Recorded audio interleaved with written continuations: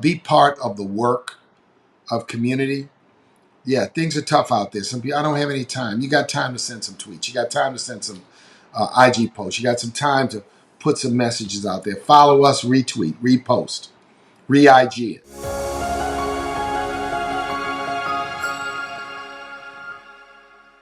Ladies and gentlemen, welcome back to another powerful episode of Mick Unplugged, and today we're going to get personal and emotional.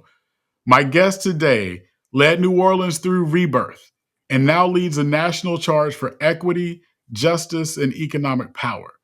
He's a civil rights titan, an author, and CEO, and his impact echoes from city halls to Capitol Hill. He's someone who's had a profound mark on my life, and we're going to talk about that a little bit today. He's commanding, he's the visionary, he is unyielding. He is Mr. Marc Morial. Marc, how are you doing today, sir? Hey, I'm good to be with you, Mick. Thank you very much. Thanks for the generosity of the introduction, too. Man, I told you offline, I am the honored one. Man, the impact that you have had, not just on me, but I'm going to say millions of others, it is second to none. The man that you are, the leader that you are, but most importantly, the heart that you have and the inspiration that you showcase. Brother, you mean the world to me, Marc. Oh, man, thank you for saying that. And look, I stand on the shoulders of others. I always want people to know that animates my spirit.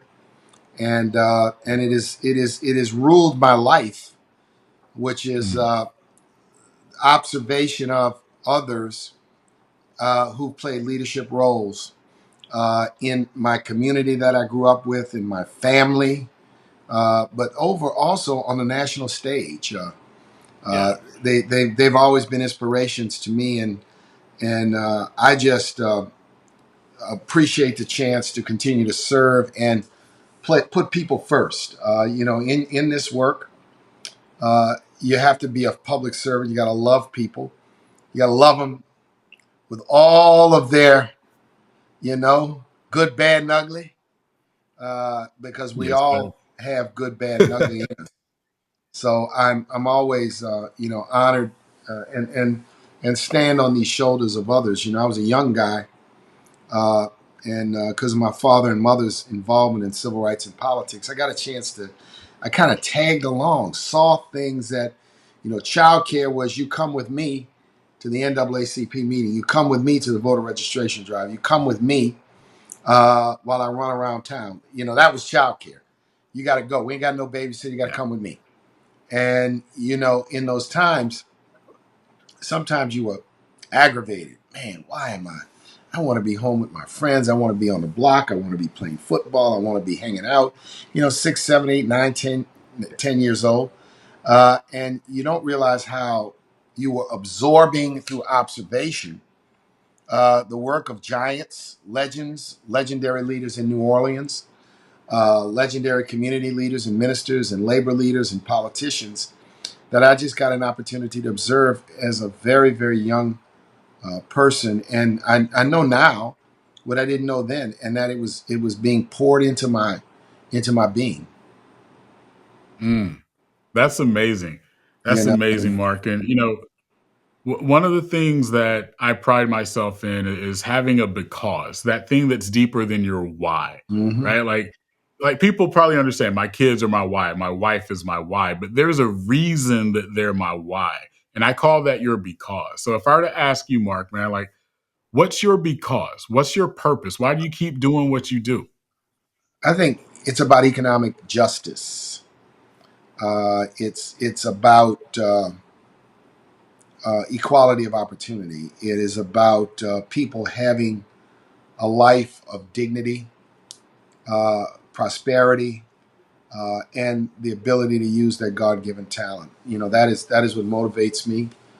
That's Mm, been my life's work. Whether government has been a vehicle to accomplish it, whether civil rights has been a vehicle to accomplish it, whether my private law practice, where I represented a wide range of people and institutions, is a vehicle to accomplish it.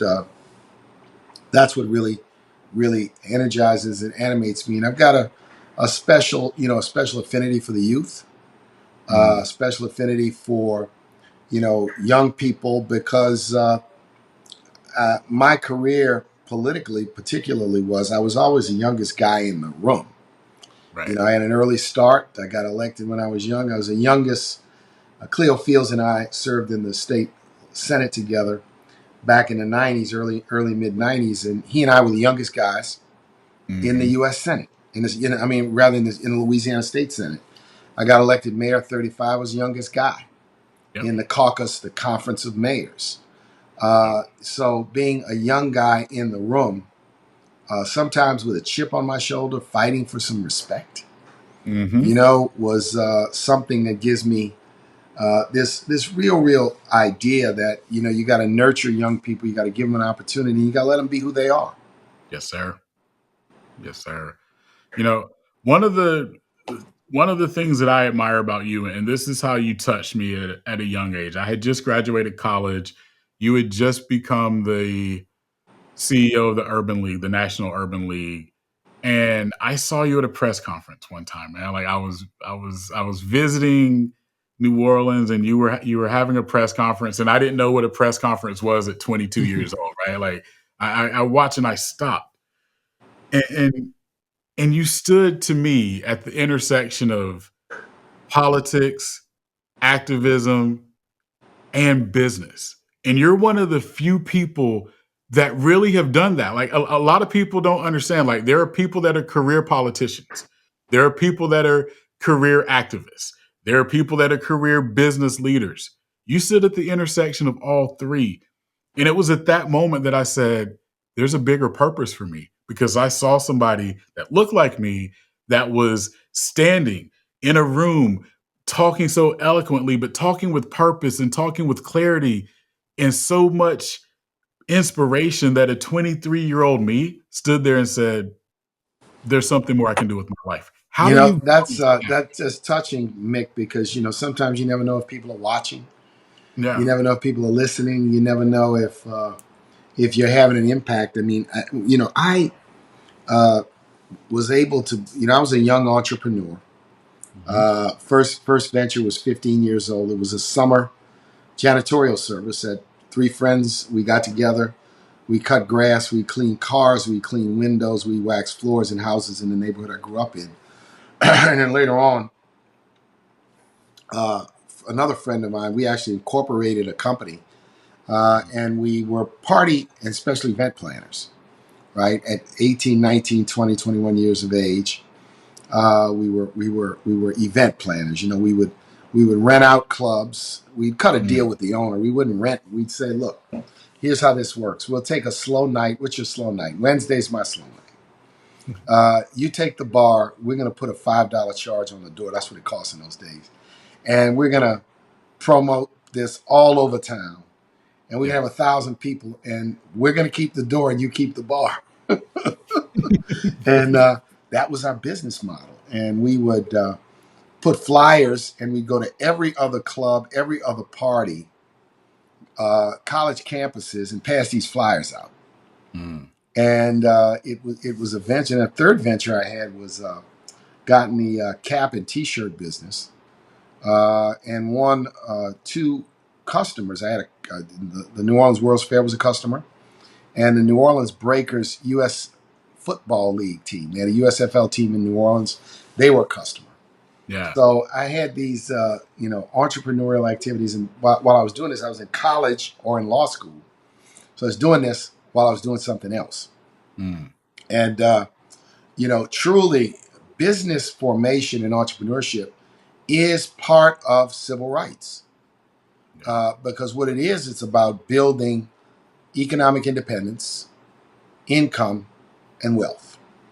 Yeah. And our uh, uh, ancestors, forefathers, foremothers who lived from the end of slavery until the civil rights generation were incredible entrepreneurs and pioneers. They Yeah. built businesses, they built funeral homes, they built insurance companies, they built construction businesses. I remember in my in New Orleans when I grew up, black people could not, they wouldn't sell houses to black people. So what black people would do and in the working class and middle class black people would buy a lot and get a black contractor and build a house. They would build the type of house they couldn't buy, Right. right? Right. Get a lot, Yeah. built a house, and they were black contractors, Mr. Barnes, Mr. Gano. I mean, these guys were incredible, right? Because they were great builders and they built with high quality, and they used all black artisans and craftspersons. You know, they used black carpenters and black drywall folks and black bricklayers and black concrete people and black guy with the pile driving company. You know, we had a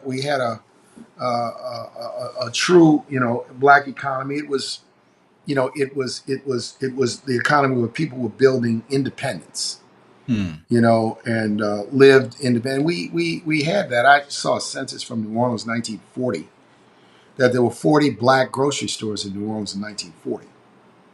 That there were like 10 black newspapers in 1940, because the economy, you know, white New Orleans, you couldn't shop in white New Orleans generally. Mm-hmm. And so our folks, and not only in New Orleans, but in Memphis and Birmingham and Montgomery and Atlanta and, you know, I'm sure in Greenville and Columbia and Charlotte and Yep.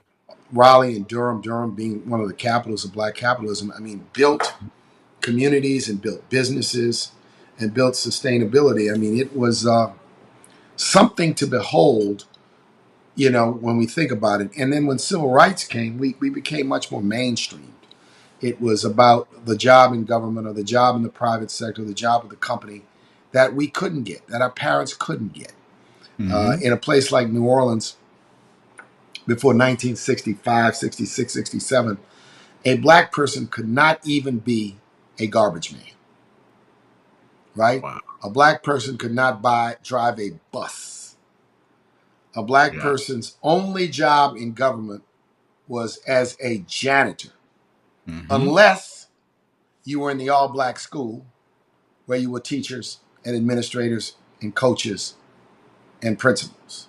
Right. And so you know, I reflect on that because I think you can't effectively navigate the future unless you have some sensibility of the past and all of the work that helped generations of people, you know, get over it, move past Mhm. it, and the struggles and the battles Yeah. that they waged. Wholeheartedly. Wholeheartedly. And I'm going to talk about some of your accomplishments now because I know you're very humble, right? But I think sometimes you need to hear about the goodness of things that you did, man. Like when you were the mayor of New Orleans, lowest crime rate that they had ever had, right? You brought economic growth back to the city.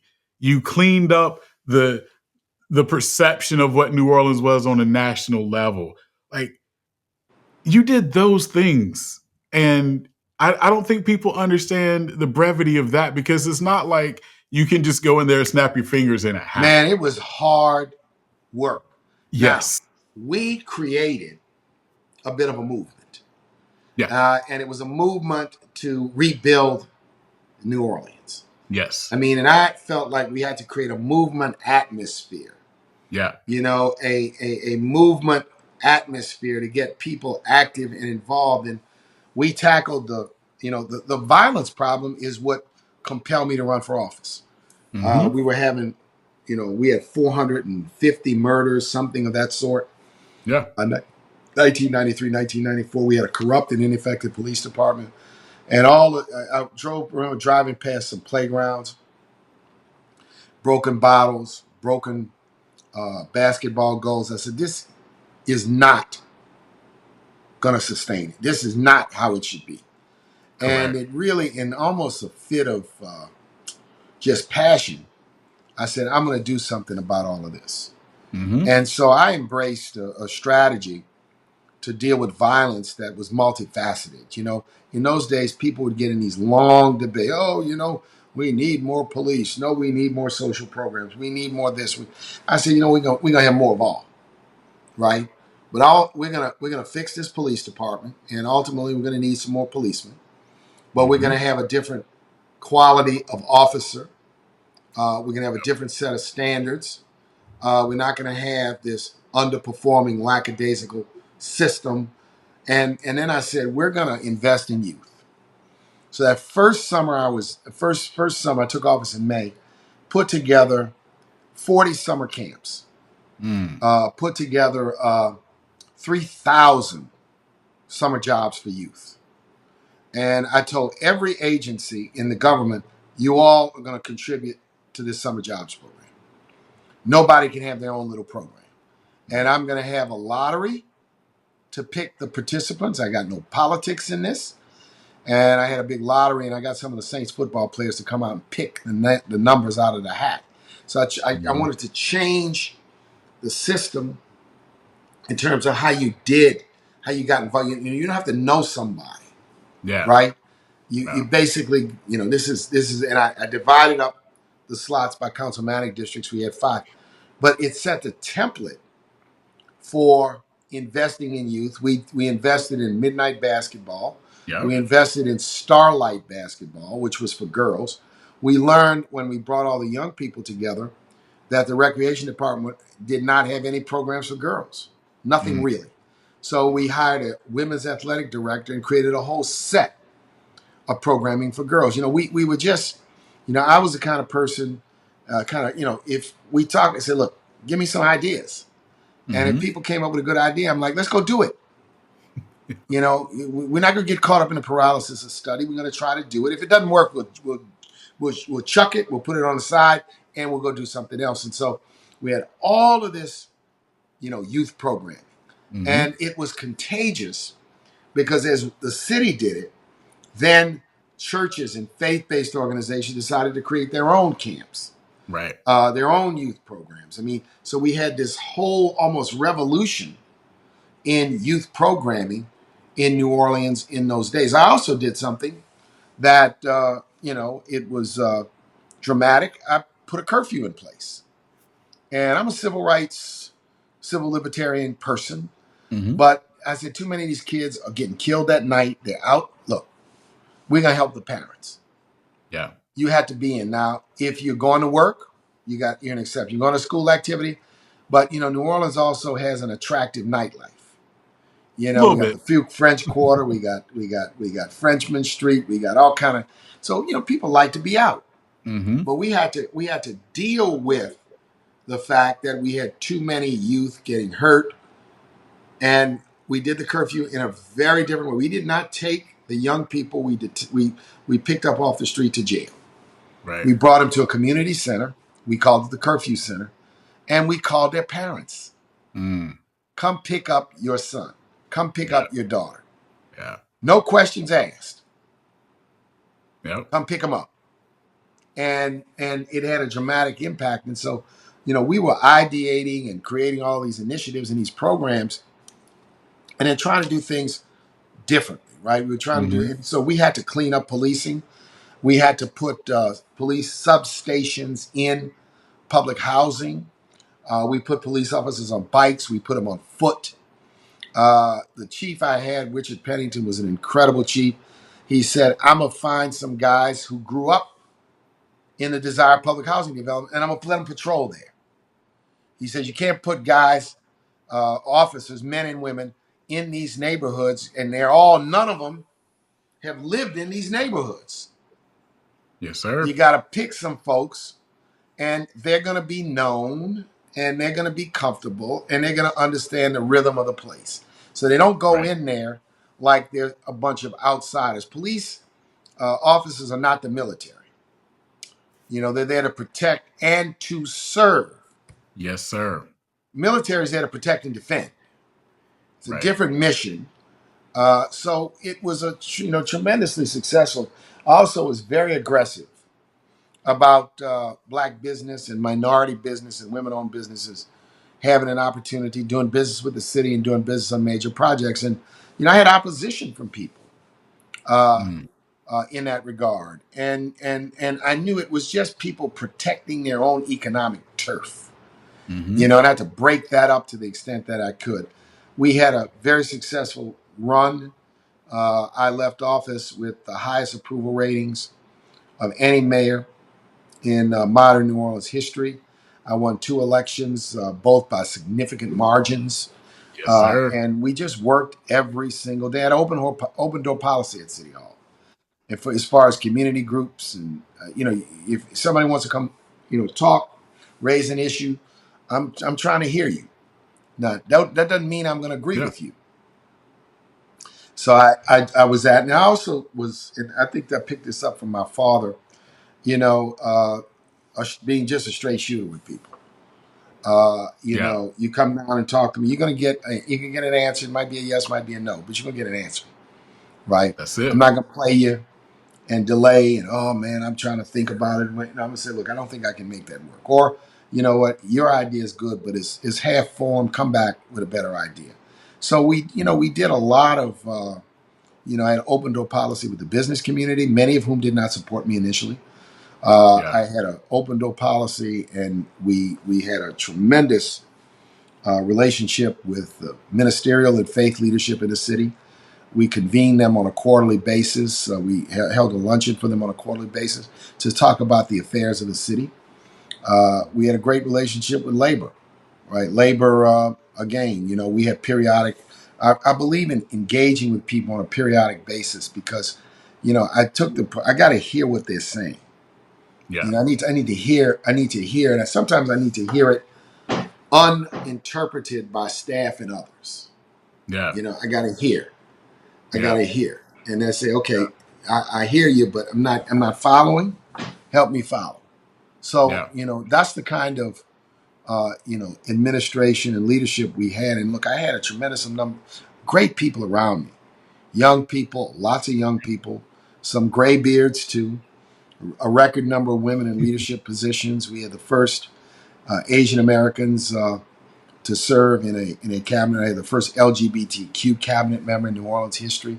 I mean, I had an inclusive administration. I called it the Gumbo Coalition, Yes, sir. uh, Yeah. and so that was you know that was a run. And being mayor of a major American city is a tough job.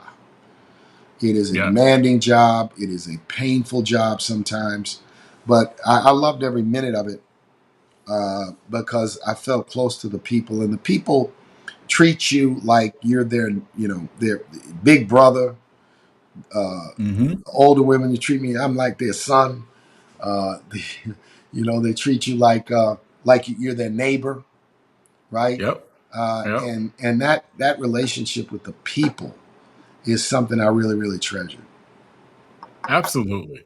And you did it with dignity, you did it with grace, and you did it from a point of inspiration. I'm always going to say the most inspiring person I know is you. And I mean Oh, that from my thank you, Mick. soul. But you took that purpose, and I'm going to say you completed the mission, right? But then there was a bigger mission, right? The urban league comes calling, right? So talk to us about accepting that call, accepting that purpose. When I got the call to basically asking me if I would interview for the job, I was about 6 or 8 months out of office. I begun practicing law at a great law firm. And the first thing I thought of was Whitney Young and Vernon Jordan. And Mm, I thought of they were role models of mine. I mean, Whitney Young, I followed his career through the pages of Jet magazine. Vernon Jordan, I met when I was a teenager, and mm-hmm. later on met him again because his daughter went to college with me at the University of Pennsylvania. Mick, can you hear me? Is it going okay? Yeah. And so You're good. I thought, wow, this is a historic civil rights organization. This is a great opportunity. This is the national stage of advocacy. Uh, Yeah. I didn't know at the time, as I applied and got the job, that the organization needed a serious uplift and a Mm-hmm. serious makeover. Generationally, it had become proud and aging. Yeah. Very proud, but we had a lot of, we was, the organization to some extent was operating in almost in the past tense, right? Yeah. And sometimes what happens when you're operating in past tense, you don't know it on the inside, but everybody on the outside knows Yeah. it. Unless you can confront that as opposed to fighting it. I had someone who worked for the league the first month I was there said, "Well, you want us to brag about our accomplishments." He said, "You don't understand. That's just not our way." I said, "That used to be your way." I said, I Yeah. believe in advocacy. I believe in promotions. I believe in hype. Uh, I do not believe in, let's just do it and don't tell anybody about it. And so we led, a significant remake of the organization. Uh, I mean, the Yeah. predecessors, the people who served before me, they were right for those times. When I took over, I was in my mid 40s, and they wanted a younger person, and they wanted someone with political chops and some management ability, and I mean the rest is history. We created. So now, 20 years later, the organization's 5 times as large as it was back then. We're building a brand new headquarters building. We'll be moving in September. We have seen a dramatic expansion of our programs, workforce development, Yep. housing. We've brought an entrepreneurship program into the portfolio of the league. We have expanded our advocacy on a national level. We have embraced coalition building with other civil rights and social justice organizations. It's been Yeah. dramatic, and I've said, we have to be there on major issues, and we have to be present, Yes. and we have to run quality programs. Urban League's unique in that we do civil rights advocacy, but we also do direct services programming. And that direct programming is Yeah. really what defines us. You want a job, go to the Urban League. You want to get trained for a job, go to the Urban League. You're trying to become a home buyer, go to the Urban League. You are looking for a safe, wholesome after-school program for your child, go to the Urban League.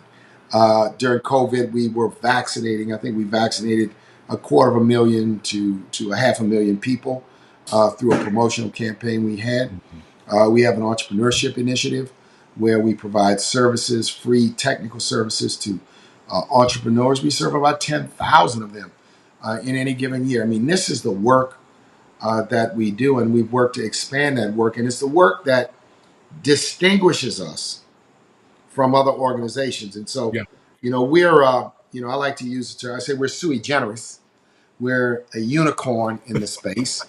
And some people say, Yeah. well, you think you can do all of the above.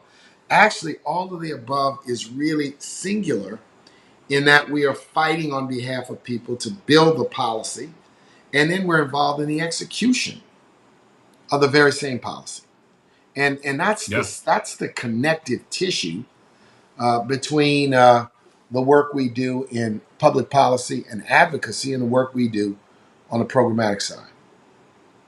Yeah. And you're exactly right. Like I tell people all the time, I told you, I talked to Les, we talk about you specifically twice a month because for the 23-year-old me, so going back to that moment that I was touched, I heard of the Urban League. I knew what the Urban League was, but I thought the Urban League had ceased to exist. I thought it Yeah, was one of those things like Snick and relics. Slick that just, it was there, but it's no longer here.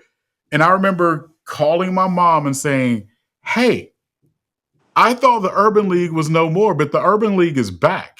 And my mom was like, "No, they're not." Right. And I was like, "No, they're back." And so I've been able to see over the last 20 years the resurgence, the back in the community, the advocacy for what you're just talking about, inspiring youths, connecting with business owners, connecting with city and government officials, that you are, in my words, these are the words of Mick and Mick only, that unique one of one for our community. And I genuinely mean that. Well, I feel that, one of the other things I've tried to do here at the league is, work closely with other civil rights leaders.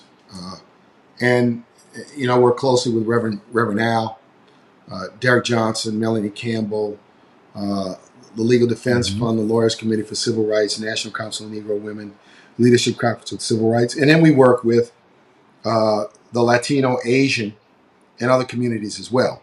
So one of the philosophies that I try to embrace is coalition building.